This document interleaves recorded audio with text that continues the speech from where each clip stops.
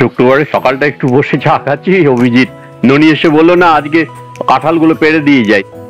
ও মা, কি নামছে ওটা হেলিকপ্টারের মতো। আরে বাবা দেখো কাঁঠাল প্রায় 40-50 কেজি কাঁঠাল, এই অভিজিৎ ছাড়া কে নামাবে এখান থেকে। তা বললাম ঠিক আছে তাই কর, কারণ কি হবে তারপরে কিছু জানি না, কিন্তু এই কাঁঠাল যখন ওপর থেকে ধপাস করে পড়ে তারপর ছড়িয়ে যায় আর পচে যায় সেটা সহ্য করা যায় না। তাই দেখো কোথায় উঠেছে, উঠে সর্বশেষ কাঁঠাল এই নিচের এটা পারছে, আর তলার দুটো আমি কিন্তু রেখে দিয়েছি, বলছি এটা থাক, এটা একদম হাতের কাছে থাক, বাকিগুলো এই সব কাঁঠাল এগুলো পাড়া হলো। এইবার কি হবে পরের ব্যাপারটা জানি না।